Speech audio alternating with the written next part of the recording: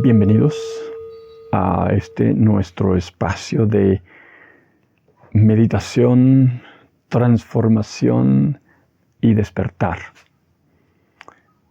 También podría decir nuestro espacio de despertar, transformación y despertar, y transformación y despertar otra vez. Y así se hace el camino. Una parte importante del camino es el despertar y la otra parte es la transformación. Y esa transformación nos lleva a una posibilidad de volver a despertar aún más y así se va haciendo el camino. Porque ir del samsara al nirvana es un trayecto.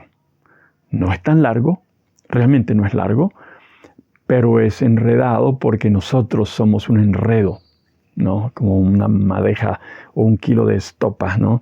De muchos hilos bien enredados unos con otros. Y eso lo hacemos con la idea, con la falsedad, con lo que es mentira. Y empezamos con la primera mentira con la que empezamos es que nos separamos de un todo, hacemos una conciencia de yo. ¿Por qué eso ocurre? No me pregunte, eso ocurrió y ya estamos aquí, ya somos una humanidad que tiene conciencia de sí y ignora la realidad, ¿no? Porque tiene un problema con ser conciencia de yo y tener una conciencia reflexiva y darse cuenta de que tiene que sobrevivir o de que siente un imperativo terrible de seguir viviendo como un ente separado. Y entonces empezamos a comernos el mundo y empezar la guerra porque todo el mundo se quiere comer y están los tigres y están las culebras y están los insectos y están las bacterias. ¡Qué barbaridad! Es un mundo de sufrimiento y de mucho conflicto, ¿no? Y peleas y engaños y manipulaciones y etcétera, etcétera, etcétera. Ese es nuestro mundo humano y también es el mundo de la naturaleza, donde los animales se comen mutuamente porque cada uno es comida para el otro. Y el que tiene mayor capacidad de depredar a otro, pues vive más o se garantiza su existencia, pero cada quien tiene lo suyo. Y le estoy describiendo lo que es el samsara. Y todo eso surge por sentir que somos separados y que el otro es comida en vez de ser hermano, ¿no? Entonces, no amamos, sino que comemos y depredamos. Y eso, por supuesto, genera muchos problemas y muchos sufrimientos, tanto para nosotros como para los demás. Pero ¿por qué a los seres humanos nos duele eso? ¿Por qué ese estar separados del todo es un problema? Porque es mentira, no es real, eso no es verdad. Pero ¿qué hacemos? Nosotros tenemos que encontrar, los seres humanos, no nos quedamos tranquilos hasta que no hayamos encontrado la verdad que nos hace libres, porque tenemos una sed de libertad los seres humanos. Los animales, pues, no sé, ellos quieren comer y dormir y estar seguros.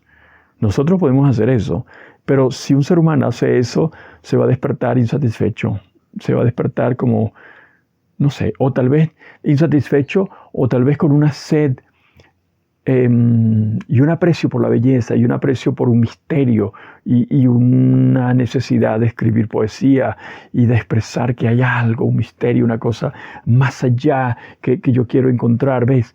Esa sed de infinito, esa sed de belleza, esa sed de encontrar algo más allá de lo material, nos hace sufrir en este mundo. Pero ese sufrimiento es muy noble. Está emparentado con el nirvana. ¿Y por qué? Porque en lo profundo de nuestro ser, nosotros somos seres de naturaleza despierta. Y si vivimos de una manera que no es despierta, si vivimos en la ignorancia, estamos insatisfechos porque no estamos viviendo tal como somos. No estamos viviendo como un ser despierto. Y un ser despierto es tathata. Al Buda le decían el tathagata. Y el tathagata viene de la palabra tathata, que es tal y como es, que es real, que es la realidad misma, ¿no? Y no tiene ninguna idea de sí que no sea la realidad. Es decir, el Buda se identifica con el Dharmakaya. El cuerpo del Buda es el cuerpo de la realidad. Es decir, ya dejó de ser una persona, un ser que se divide y que se separa del todo. Y de esa vida fundido con el todo surge una gran compasión, Mahakaruna, por todos los seres, porque los ve desde el nirvana, ve a los seres sumidos en la ignorancia y en el sufrimiento sin necesidad. Realmente no tenemos necesidad de andar persiguiendo objetos que no nos sacian. Pero lo hacemos, y lo hacemos empedernidamente. Entonces vienen los budas, los despiertos, y tratan de dar enseñanza para que busquemos el camino o encontremos el camino, porque en algún momento lo vamos a necesitar o lo vamos a desear. Surge una intuición, surge la fe. A partir de ese tanto sufrimiento, nos cansamos de las cosas transitorias, de las cosas insatisfactorias, y como que invocamos, como decirle, tiene que haber algo más. Y ese tiene que haber algo más ya es una convicción, ya es una intuición de nuestra propia naturaleza más profunda. Sí. Que no es un alma inmortal, sino que sí es un alma muy mortal y que se puede fundir con el todo y extinguirse, y es lo que es nirvana. El nirvana es vivir tal y como es la realidad. Tathata, ¿no? Y el tathagata, se dice tathagata, gata es ido, ¿no? El que así, tal y como es la realidad, se fue. Es decir, como que ya no queda ninguna huella de una conciencia ignorante que se cree que existe independiente de los demás y de lo demás. Ok, hoy vamos a explorar ese nirvana, curiosamente, por lo que ven los despiertos desde el nirvana. Una persona despierta ve la realidad, las cosas, los fenómenos, la existencia de una manera muy particular, porque ya no hay engaño en ellos. Viven en la perfección de la sabiduría. Y ver las cosas desde la perfección de la sabiduría, oír a una persona así explicando lo que ve, y como nosotros somos de esa misma naturaleza, despierta la fe y la vuelve anhelante, ¿no?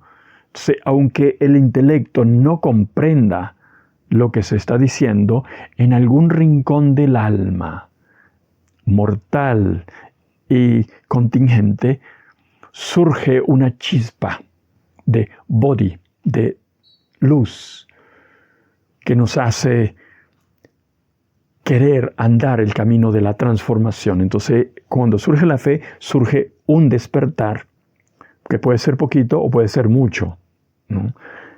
Y si es poquito, por lo menos buscamos el camino, no, yo tengo que meditar, entonces uno se pone a meditar y pasa el tiempo, luego se le vuelve rutina y llega un momento en que se da cuenta que no lo estoy haciendo mal, esto es insatisfactorio, y de repente se da cuenta que no lo estaba haciendo mal, simplemente que estaba dándose cuenta de su propia estupidez, y al darse cuenta de la estupidez, de la rutina, del apego, de esto y del otro, surge otro un poquito más de despertar, y el camino de la transformación se vuelve un poco más auténtico, más sincero, más comprometido, y ese más comprometido llega a que surja una fe inquebrantable que ya no se nubla.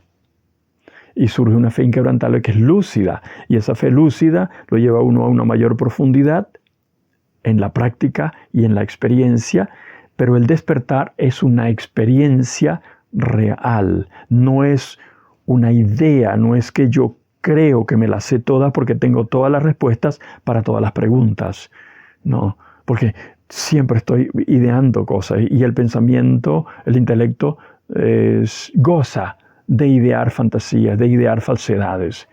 ¿Por qué? Porque es una manera de comer, es una manera de que yo sé, y yo refuerzo mi existencia de yo con un intelecto sumamente agudo, ágil y brillante, y así impresiono a mucha gente, y de luego me creen un gran gurú, y bueno, pues eso trae toda la cantidad de cosas que vienen, ¿no?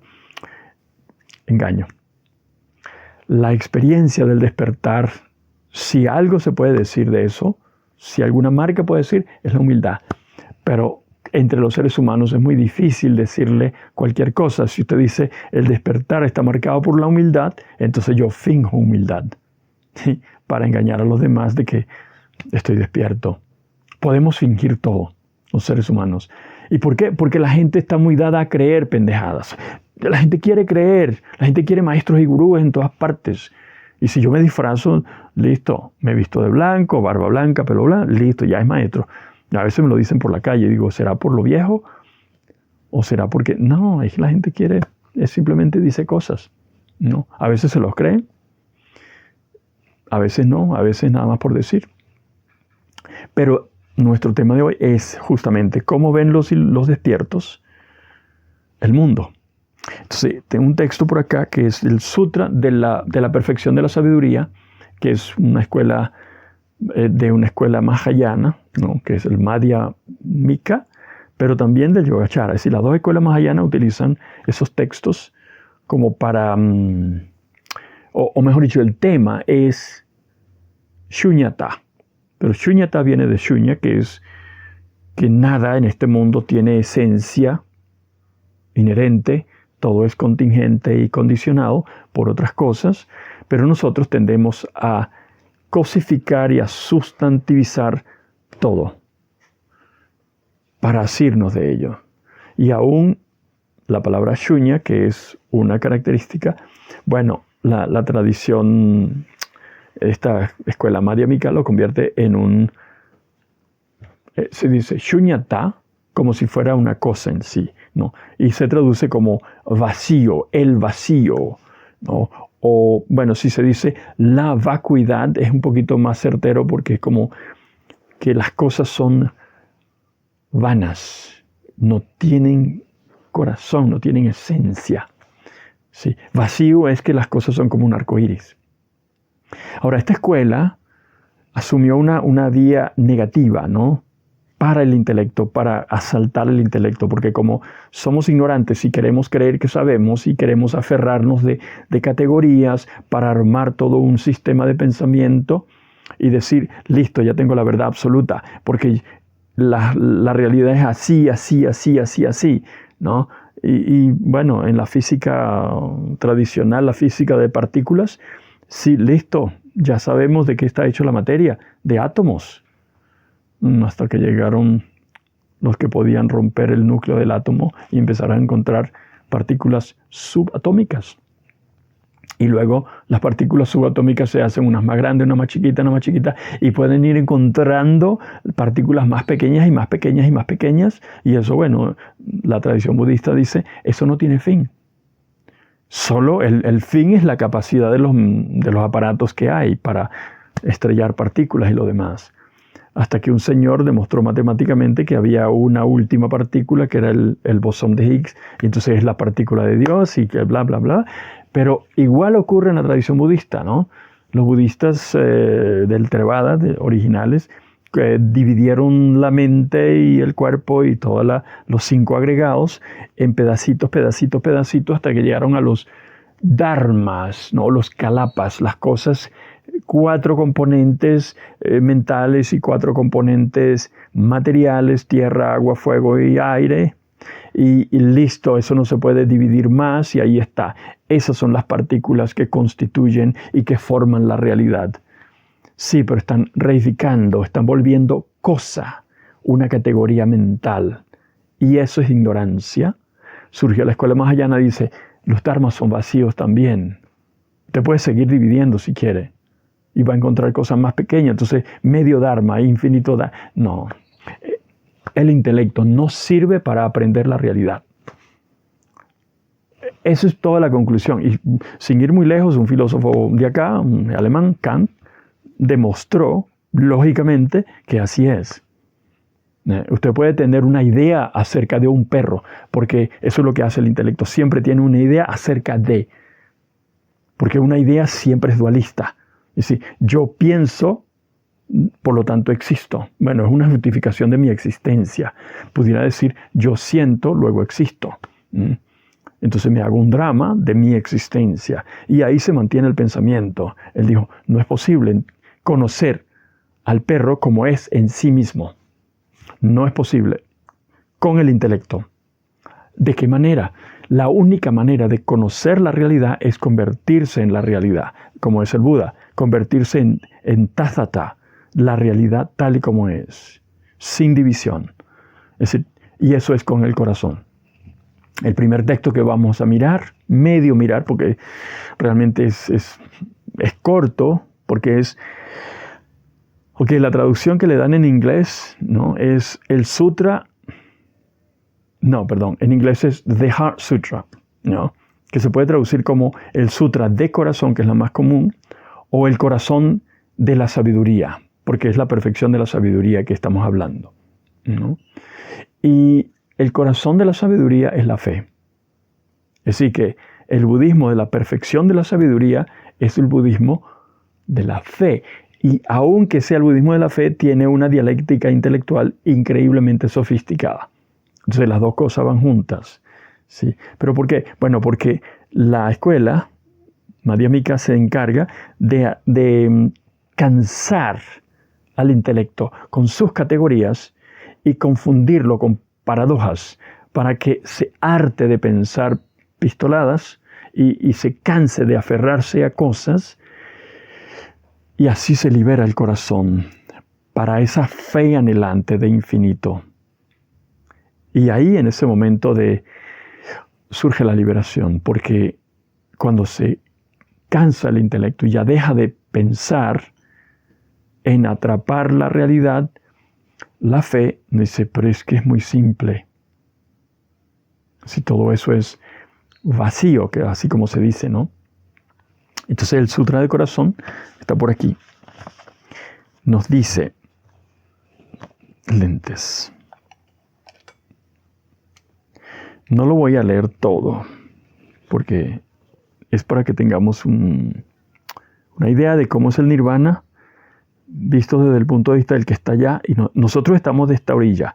Como el nirvana es la otra orilla, nos están hablando desde la otra orilla. Obviamente nos están hablando de cosas que tal vez nosotros sabemos intuitivamente porque somos de esa misma naturaleza, pero confunde el intelecto. Entonces, como que nos cansamos y apartamos el intelecto y por fin empezamos a sentir o fundirnos con la realidad que somos, porque nunca nos separamos de la realidad. Homenaje a la noble y bella perfección de la sabiduría. La sabiduría que se ha ido al más allá. El noble Bodhisattva Avalokitesvara meditaba en el cauce profundo de la perfección de la sabiduría y vio que los 5 agregados, skandhas, son ilusorios. Aquí se dice, son vacíos. Y así se liberó del sufrimiento. Aquí, oh Sariputra, la forma es vacío, el vacío es forma. La forma no difiere del vacío, el vacío no difiere de la forma. Lo que sea forma es vacío, lo que sea vacío es forma. Así también son las sensaciones, las percepciones, impulsos y conciencias. Habíamos estado trabajando con estos 5 agregados durante un buen rato, ¿no? Y entonces el tema de la meditación es muy fundamental para la meditación, porque meditamos y nos damos cuenta de que los sankaras son transitorios, de que las sensaciones son transitorias, y así nos vamos liberando de ese aferramiento que tenemos a una experiencia, ¿no?, de un dolor, y lo rechazamos, y no, si nos quedamos quietos el dolor se va solo. Entonces, de algún modo yo voy soltando ese aferramiento egocéntrico de que el mundo tiene que dedicarse a hacerme feliz, ¿no? Y de que así hay un dolor, ya no importa, hay un dolor, seguimos. Lo importante es andar el camino, no sentir dolores, porque vamos a sentir dolores y angustias y todo lo demás. Entonces aflojamos un poco y vamos aflojando hasta que estamos en un estado de profunda meditación, y en ese estado de profunda meditación somos más capaces de darnos cuenta que toda nuestra experiencia es un engaño, es una ilusión. Y además nos damos cuenta porque nosotros ya sabemos identificar los sankaras y cómo es que esos sankaras me generan sufrimiento. Pues los sankaras son fuerzas, son resultados del pasado, ¿no? Es un renacer con esas tendencias, por ejemplo, a la cólera, a la ira o a la avidez por ciertas cosas. Y en la meditación, si surge un pensamiento de avidez, cambia la experiencia y sufrimos. Ya nos hemos dado cuenta de eso muchas veces, hasta que un día nos damos cuenta de que ya va, yo estoy fabricando todo este drama. Yo mismo lo estoy fabricando. Entonces, esos dramas son ilusorios, son una ilusión, un arco iris. Ajá, eso es conmigo, pero toda la existencia, todas las cosas del mundo existen como un arco iris o un error de percepción. Estoy creyendo que existen absolutamente y son, vamos a decir, dragones de papel, ¿no? O un oso que se formó en una nube. Y esa comprensión o esa experiencia es liberadora porque pues es todo un engaño. Es decir, la muerte no existe. La vida es eterna. Pero lo que sustenta una vida egocéntrica no es eterno. Eso sí perece. Entonces tenemos que aprender a morir a esas cosas que son perecederas y a refugiarnos más en lo que es libre y eterno y puro, ¿no? Que no es egocéntrico. Entonces podemos como soltar ese centro de conciencia de yo que tenemos bien agarrado y darnos cuenta que al soltar eso y al apoyarnos en nada, ni buscar categorías de nada, ni ninguna identidad, ninguna forma en particular, esa es la liberación, ese es el nirvana. Bueno, eso es lo que nos están diciendo los despiertos desde allá. Dije, suelta todo a lo que te aferras y estarás en esta orilla. Y uno dice, ¿será verdad? Y el Buda dice, no, entonces, ok, no sueltes tanto, pero móntate en esta balsa, ¿no? Y aprende a andar el camino de la transformación, ¿sí? Aprende a andar en el sendero óctuple, ¿sí? Tu habla que no sea dañina, ¿eh? Es decir, actúa como si tú amaras a todos los seres. Y vas a comenzar a amarlos. Y entonces uno se propone no hacer daño a otros seres, ¿no? Deja de comer carne, entonces que provoca comer carne, provoca matar ese pollito o ese conejito. No lo mata, no te come otra cosa. Y así va cambiando. Es decir, el camino de la transformación nos permite que en la meditación tengamos una más profunda absorción, porque en la meditación nos liberamos del cuerpo, de todas las necesidades del cuerpo, y empezamos como a nutrirnos de un éxtasis de los seres de luz, no del prana, el más refinado, y nos sentimos más libres y entonces podemos ya dejar de actuar de formas trogloditas, burdas, dañinas, ¿no? Y eso nos va llevando a más cerca de la otra orilla. O por lo menos eso es lo que creemos, que estamos más cerca. Pero por lo menos estamos viviendo y sintiendo la liberación de la práctica de la meditación. Porque de verdad la virtud nos lleva a sentirnos más cerca. Aunque siempre hemos estado cerca. Pero no había manera de que estando en el infierno íbamos a darnos cuenta que estábamos tan cerca de la liberación. Entonces tenemos que ir al cielo. Y del cielo, es más fácil estando allí, porque allí las cosas ocurren de una manera mucho más rápida. Es decir, es como que vamos liberándonos, es decir, hay una espiral. Y eso nos hace sentir, claro, empezamos a sentir el Buda mucho más cerca, porque estamos viviendo desde la virtud, desde el amor. Entonces nos parecemos más al Buda, ¿no? Ahora, lo que el Buda dice desde ese mundo del nirvana, desde esa dimensión, es que todo el tiempo hemos estado allí, solo que no sabíamos mirar, no sabíamos sentir con el corazón, no sabíamos abrir la conciencia o abrir la fe para que la conciencia primordial surja prístina y pura. Y eso purificaría todas las equivocaciones que hayamos tenido antes. En el Sutra de Corazón, vamos a seguir un poquito más para que vean lo que dice el Buda o los Budas.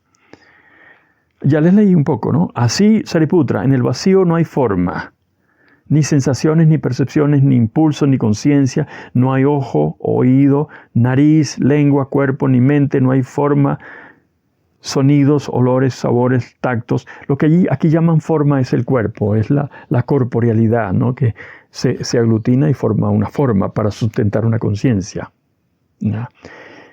Pero eso decir no hay forma. Bueno, sí hay forma. Pero ¿por qué se dice que no hay? Porque es vacía la forma.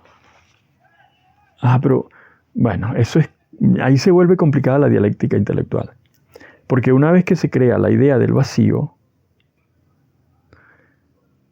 pareciera que, yo niego que la forma es vacío. ¿Qué significa? La forma es como un arco iris, pero el arco iris es como la forma. Es decir, no hay distinción. Todo es siempre así.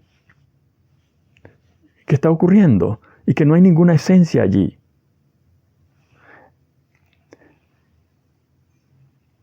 Solo la experiencia directa de eso nos va a llevar a despertar.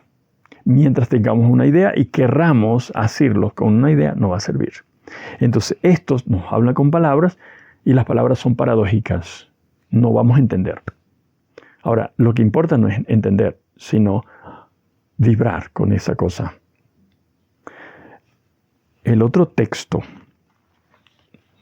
que es más poético y más fácil de responder, lo voy a leer corrido. Y de una vez vamos a ir a meditar. Porque este es de la escuela Zen, que es meditación, meditación, meditación. Es de un maestro japonés, Hakuin, y se llama La canción de la meditación. Todos los seres desde el comienzo son Budas. Es como el agua y el hielo. Si no hay agua, no hay hielo. Fuera de los seres vivos no hay Budas. No sabiendo que está cerca lo buscan lejos. Qué lástima. Es como uno en el agua que se muere de sed. Es como el hijo de una familia rica que se ha perdido entre los pobres. La causa de nuestro deambular por los 6 mundos es que andamos por los caminos oscuros de la ignorancia. Caminos oscuros tras caminos oscuros. ¿Cuándo escaparemos de la vida y de la muerte? La meditación zen del Mahayana está más allá de todos nuestros elogios. La generosidad, la moralidad y todas las demás perfecciones. Tomar el nombre, el arrepentimiento, la disciplina, todas las acciones virtuosas, todas se sustentan con la práctica de la meditación. Por el mérito de una sola sesión, Él destruye innumerables males acumulados, sankaras. ¿Cómo pueden haber caminos oscuros, equivocados para Él? El paraíso de la tierra pura no está lejos. Cuando con reverencia esta verdad es oída, aún solo una vez, aquel que la elogia y gozosamente la toma tiene méritos sin fin. Cuanto más aquel que se vuelve sobre sí mismo y confirma directamente su propia naturaleza, que su naturaleza es no naturaleza. Tal ha trascendido vanas palabras. La puerta se abre. Causa y efecto es uno. Directo va la senda. No 2, no 3. Tomando como forma la forma de la no forma. Yendo y viniendo, siempre está en casa. Tomando como pensamiento el pensar del no pensamiento. Cantando y bailando, todo es la voz de la verdad. Amplio se abre el cielo del samadhi sin límites. Radiante la luna llena de la cuádruple sabiduría. No hay más que buscar. Nirvana está claro frente a él. Este mismo lugar, el paraíso del loto, este mismo cuerpo, el Buda.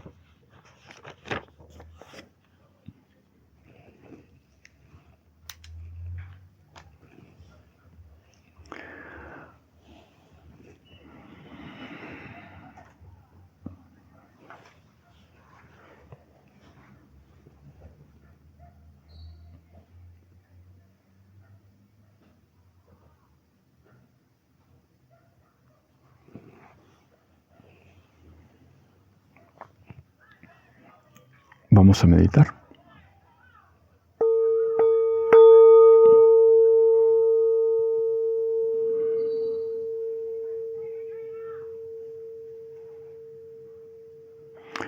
Entramos en el espacio de la meditación.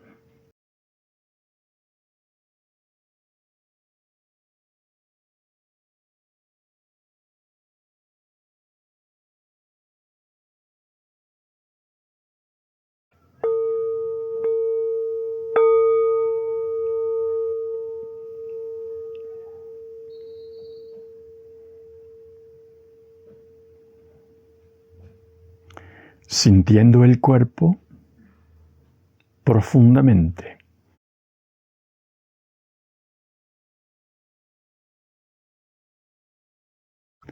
Relajando y aceptando todo lo que sentimos.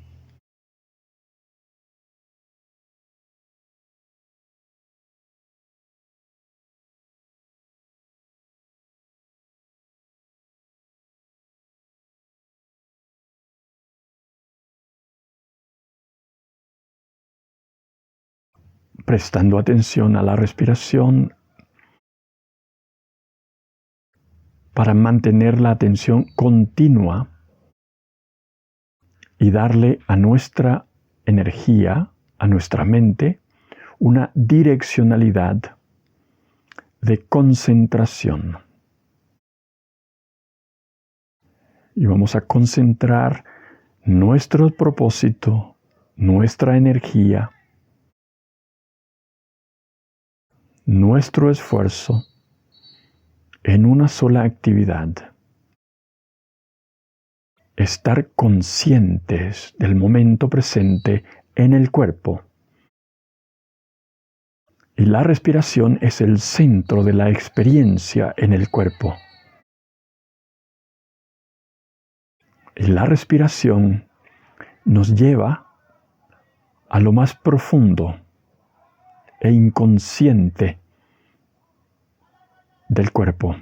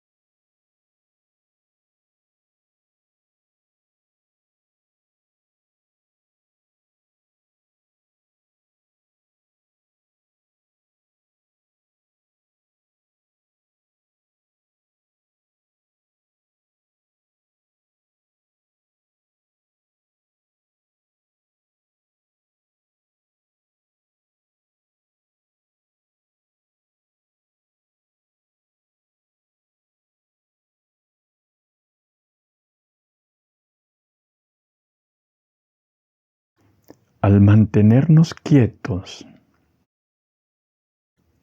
aceptando la experiencia tal y como surge,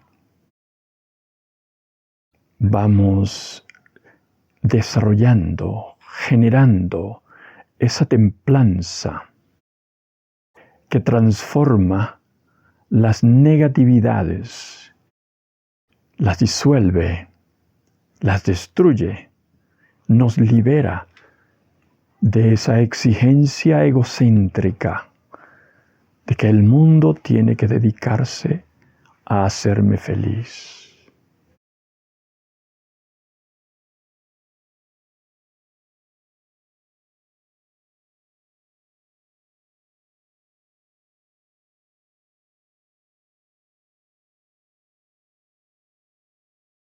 Vamos madurando el corazón para la liberación. Vamos soltando los apegos, vamos renunciando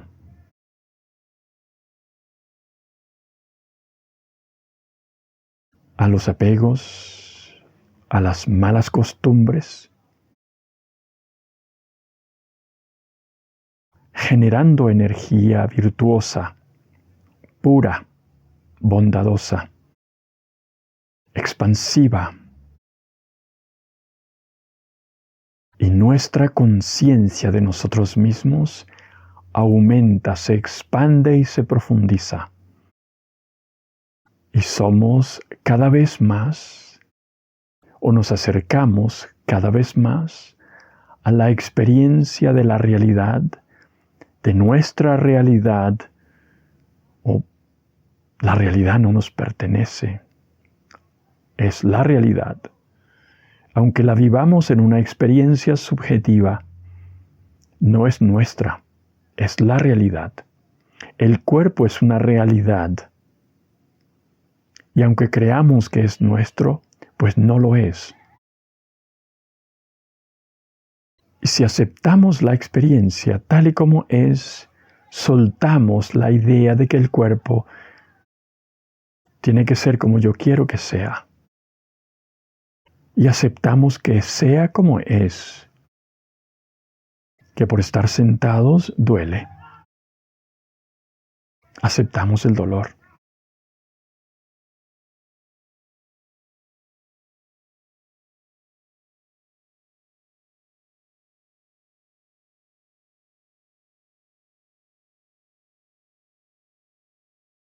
Aceptamos toda la experiencia tal y como es.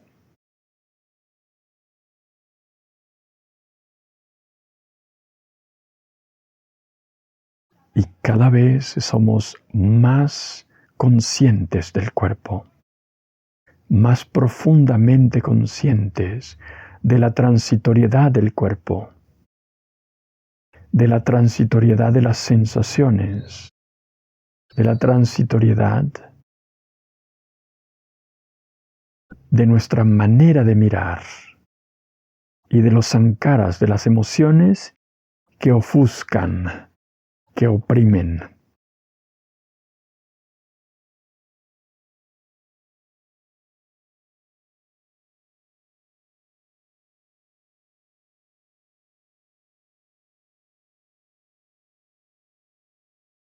Y nos vamos acercando más y más a la experiencia, al despertar, que todo eso es ilusorio.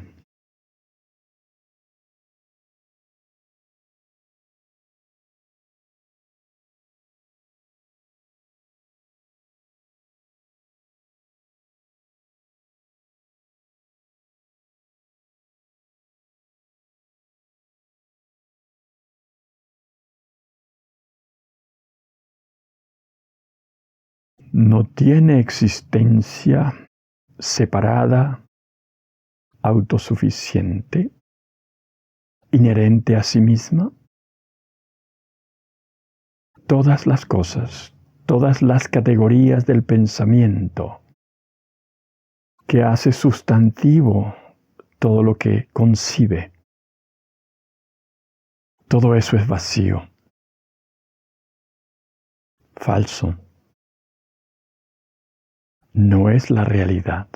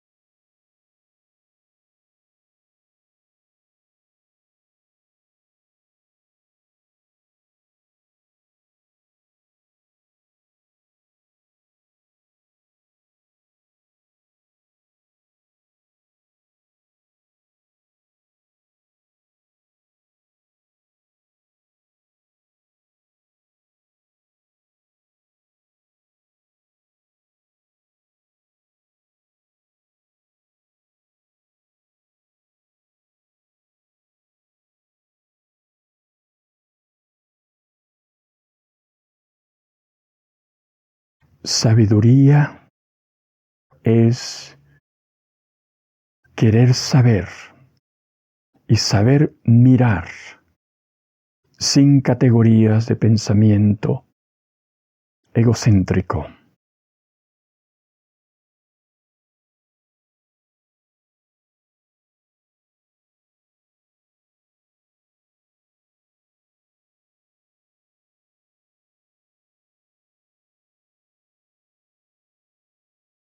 Sabiduría es saber mirar para captar o para dejarnos expandir por lo inconmensurable, lo inefable, lo hermoso y bello, misterioso de nuestra propia existencia.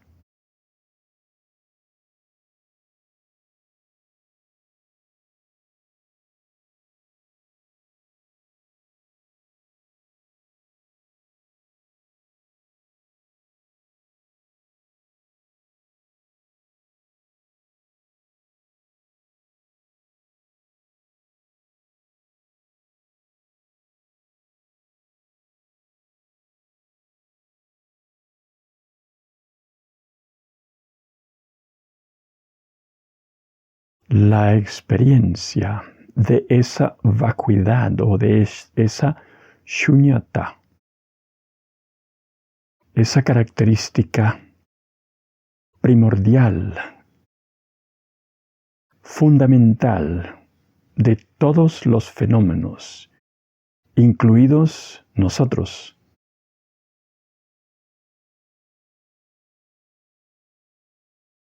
Arcoíris, ilusorios, sin substancia, sin alma, perecederos. Curiosamente, nos abre a una dimensión eterna. Y llegamos y tocamos la otra orilla, donde hay plenitud, paz, liberación. Y aunque no lleguemos completamente, si nos acercamos y soltamos la exigencia egocéntrica, sentimos ese sabor a libertad en la meditación. Olemos el perfume de las cosas tal y como son, porque estamos aprendiendo a ser completamente, sin idear falsedades, sin creernos nada en particular.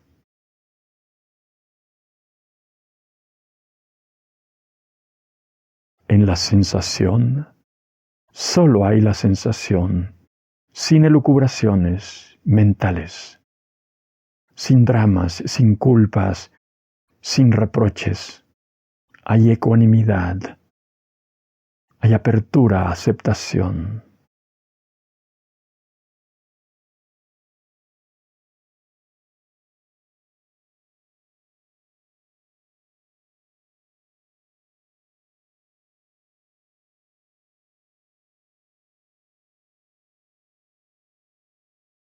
Y un corazón anhelante de infinito o de eternidad.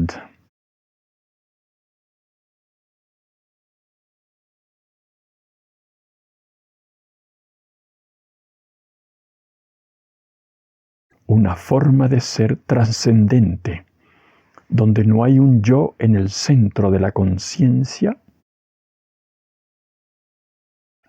donde lo que permea la experiencia es la luz del despertar y la compasión.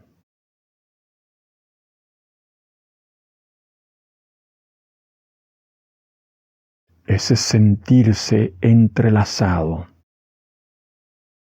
con todo y todos los seres vivos.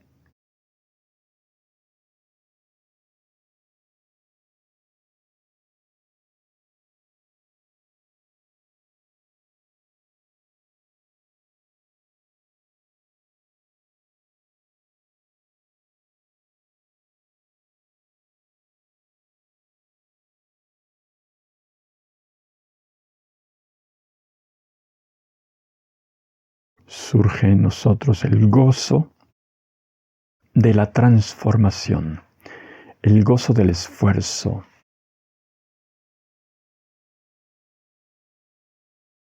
el gozo de la renuncia a todo lo limitado, lo egocéntrico, narcisista, pequeño, mezquino.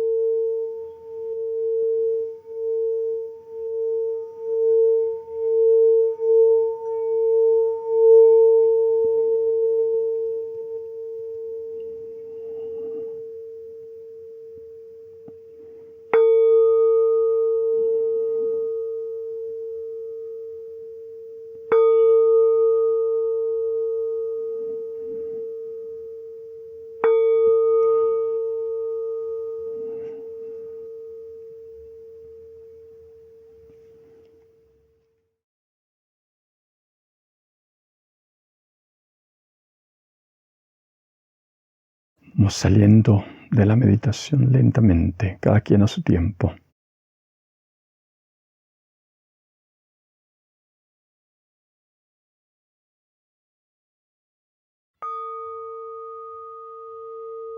Para la próxima sesión vamos a comenzar con el sendero óctuple, que es la cuarta de las 4 nobles verdades.